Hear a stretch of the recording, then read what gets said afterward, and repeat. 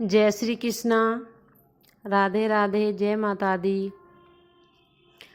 नवरात्रे चल रहे हैं और नवरात्रों में नवरात्र व्रत कथा, नवरात्र में दुर्गा चालीसा, माता रानी की आरती, दुर्गा सप्तशती का पाठ, यह सभी कार्य हम सब लोग करते हैं और आप भी करते हैं। लेकिन अगर आप दुर्गा चालीसा, दुर्गा सप्तशती का पाठ नहीं भी कर पाते हैं तो आप नवरात्र में नवरात्र व्रत कथा को अवश्य सुनिएगा। नवरात्र व्रत कथा में सारी जानकारी है कि नवरात्र कैसे, क्या, किसने किया था। तो नवरात्र व्रत कथा नवरात्रों के लिए बहुत ही उपयोगी सिद्ध होती है। नवरात्र व्रत कथा को जो भी सुनता है, माता रानी उसकी सभी मनोकामनाएं पूरी करती हैं। तो चलिए वीडियो को शुरू करते हैं। नवरात्र व्रत कथा। वीडियो शुरू करने से पहले आप वीडियो को लाइक ज़रूर कीजिए और चैनल पर न्यू हैं तो चैनल को सब्सक्राइब भी ज़रूर कीजिए, क्योंकि आपको धार्मिक ज्ञान से जुड़ी हुई वीडियो इस चैनल पर मिलती रहेंगी। चलिए शुरू करते हैं नवरात्र व्रत कथा। बृहस्पति जी बोले, हे ब्रह्मा जी, आप अत्यंत बुद्धिमान, सर्वशक्तिमान और चारों वेदों को जानने वालों में से श्रेष्ठ हैं। हे प्रभु, कृपा करके मेरा वचन सुनो। चैत्र, अश्विनी, माघ और आषाढ़ के शुक्ल पक्ष में नवरात्र का व्रत और उत्सव क्यों मनाया जाता है? हे भगवान, इस व्रत का क्या फल है? किस प्रकार करना उचित है और पहले इस व्रत को किसने किया था, इसको विस्तार से समझाइए।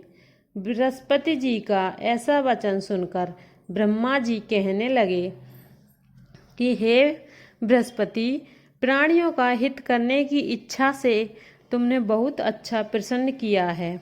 जो मनुष्य मनोरथ पूर्ण करने वाली दुर्गा, महादेव, सूर्य और नारायण का ध्यान करते हैं, वे धन्य हैं। यह नवरात्र का व्रत संपूर्ण कामनाओं को पूर्ण करने वाला है। इसके करने से पुत्र चाहने वाले को पुत्र, धन चाहने वाले को धन, विद्या चाहने वाले को विद्या और सुख चाहने वाले को सुख मिल सकता है। इस व्रत के करने से रोगी मनुष्य का रोग दूर हो जाता है और कारागार में बंद हुआ मनुष्य बंधन से छूट जाता है।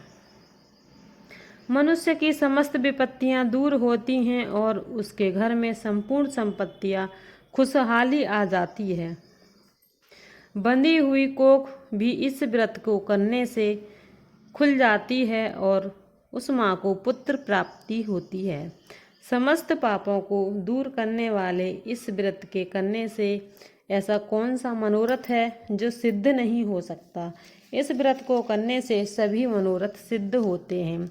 जो प्राणी इस अलभ्य मनुष्य देह को पाकर भी नवरात्र का व्रत नहीं करता, वह अनेकों प्रकार से दुखी रहने लगता है।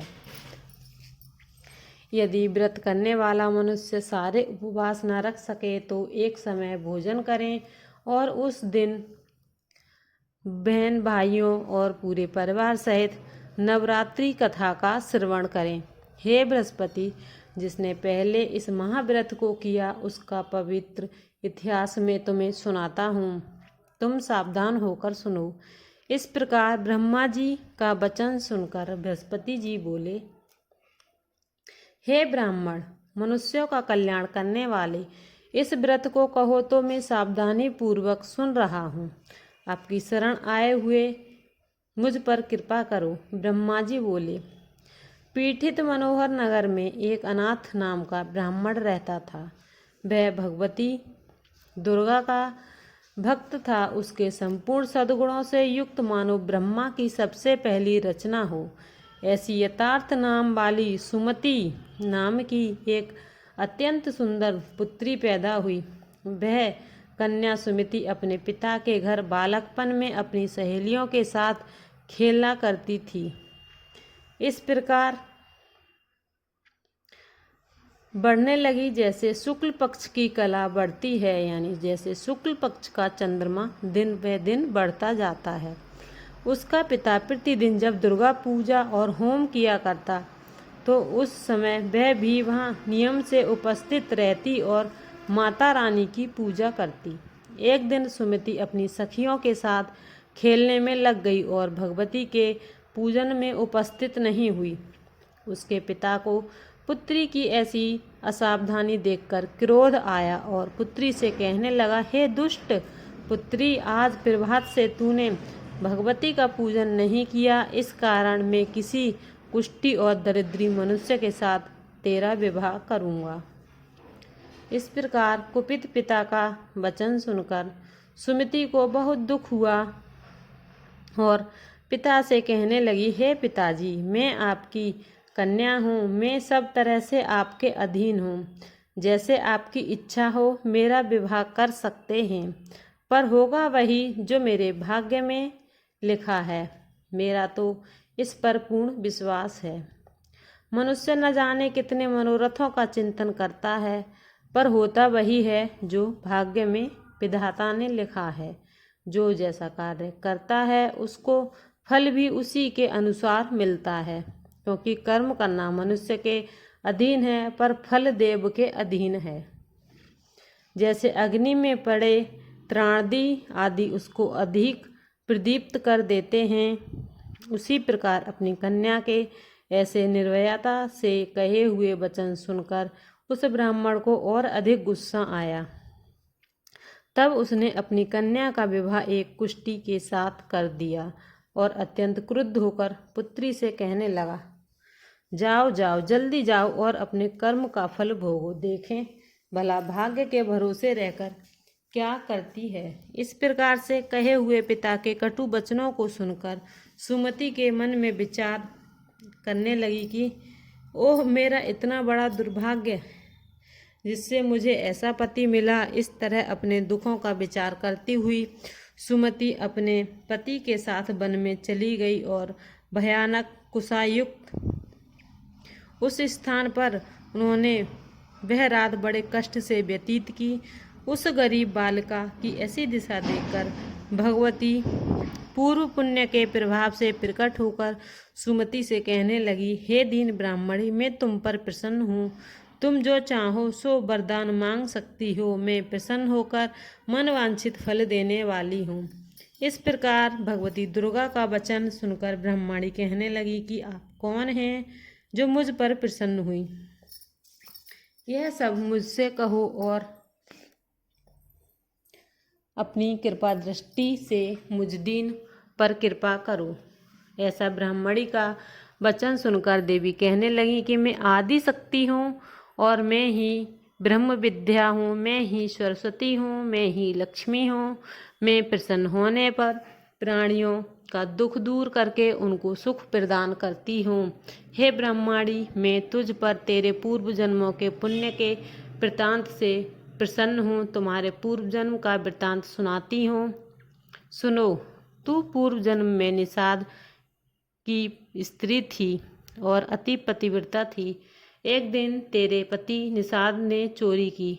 चोरी करने के कारण तुम दोनों को सिपाहियों ने पकड़ लिया और ले जाकर जेल खाने में कैद कर दिया।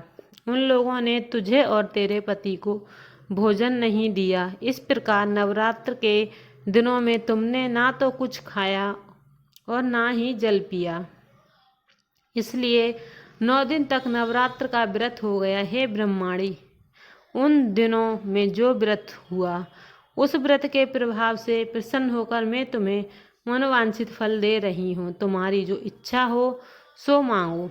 इस प्रकार दुर्गा के दिए हुए वचन सुनकर ब्रह्माणी बोली कि मैं आपको प्रणाम करती हूँ, कृपा करके मेरे पति का कोढ़ दूर करो। देवी कहने लगी कि उन दिनों में जो तुमने व्रत किया उस व्रत के एक दिन का पुण्य अपने पति का कोढ़ दूर करने के लिए अर्पण करो, तुम्हारा पति ठीक हो जाएगा।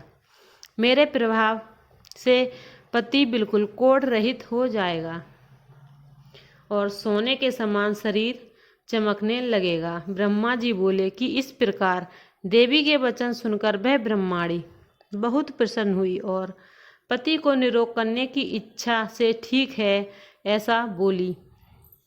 तब उसके पति का शरीर भगवती दुर्गा की कृपा से कुष्ठहीन होकर अति क्रांति युक्त हो गया, जिसकी क्रांति के सामने चंद्रमा की क्रांति भी क्षीण हो जाती। वह ब्राह्मणी पति की मनोहर देह को देखकर बहुत ही खुश हुई।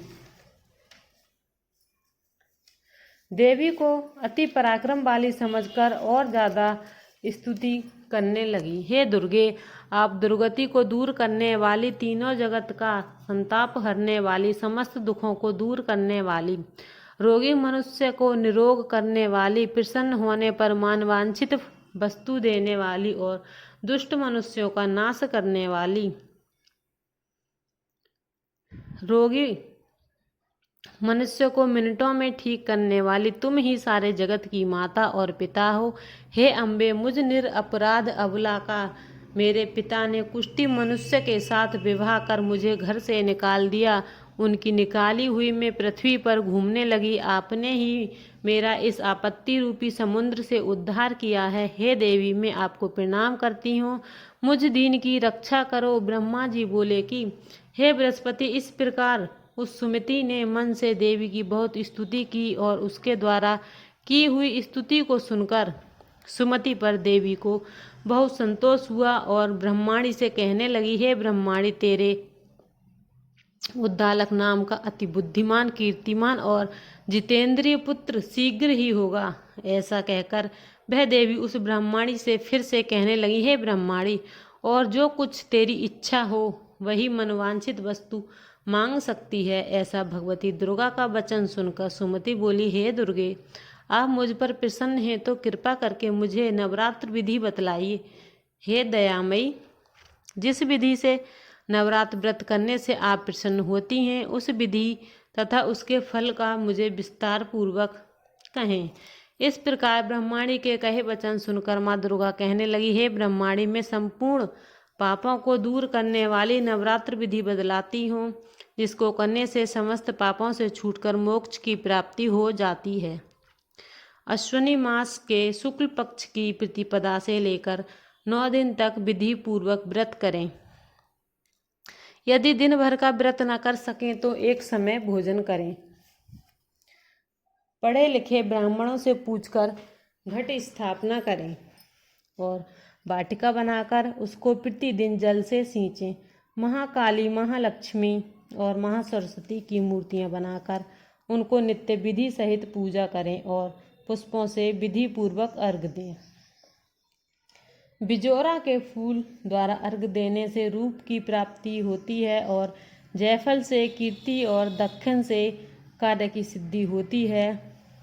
आंवले से सुख और केले से आभूषण की प्राप्ति होती है। इस प्रकार फलों से अर्घ देकर यथाविधि हवन करें। खांड, घी, गेहूँ, शहद, जौ, तिल, बेल, नारियल, दाख और कदम्ब से हवन करें।